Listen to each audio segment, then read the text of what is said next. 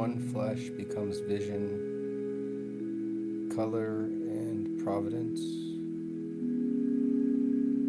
The Mnemosyne prism of return.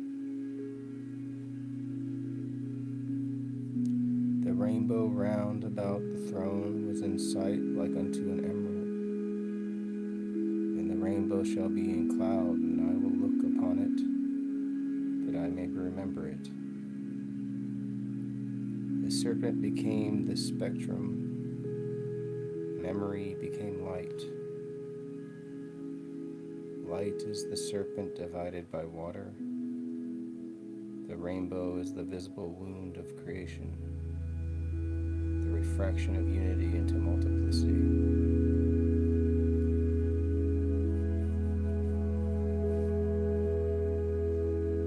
Every color is a cry from the one body split by its own surveillance, split by its own brilliance. The seven hues are the seven wounds of the cosmos. The covenant of God and man is written not in stone, but in spectrum.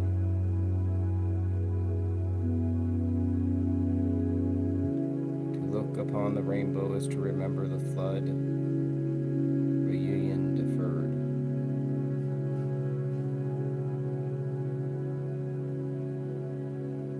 The prism is the cosmic, the point where the white light enters and emerges, divides. Where the white light enters and emerges, divided. The rainbow belongs to the mother. It is her mirror, her veil, her amniotic remembrance. Water remembers what fire forgets, and through it light becomes incarnate. The serpent coils in vapor, giving birth to color as to children of mist. Mnemosyne is the priestess of this transmutation. Memory refracting eternity into time.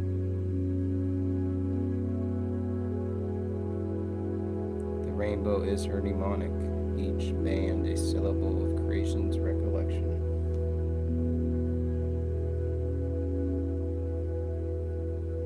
To remember is to refract. To see again is to divide light anew.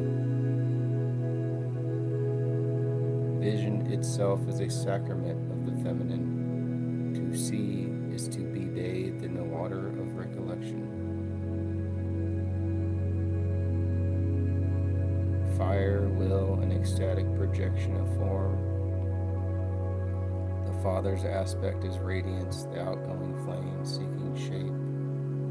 The sun is the beam, the arrow of light piercing through the maternal cloud. The ray is erotic and longs to be re-entered by darkness. Yet as it passes through water, it learns humility. It becomes spectrum, community, multitude. The male principle is redeemed by dispersion, its unity shattered into shared beauty. The flame is transubstantiation into color, which is the soul of the fire made gentle.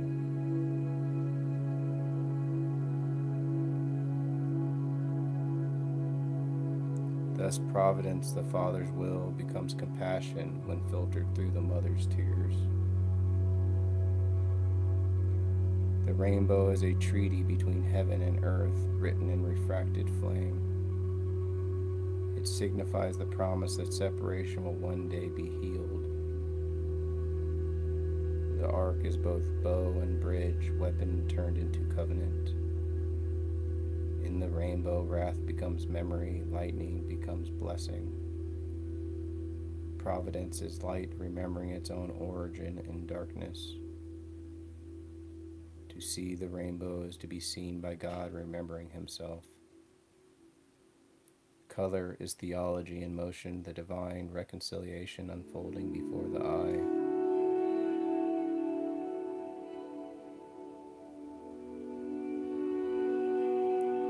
The human body is the rainbow condensed into flesh, Each organ is a color, each pulse a hue.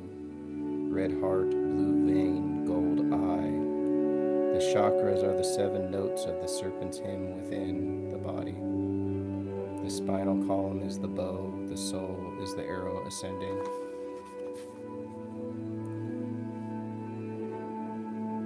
When desire and breath align, the spectrum returns to white.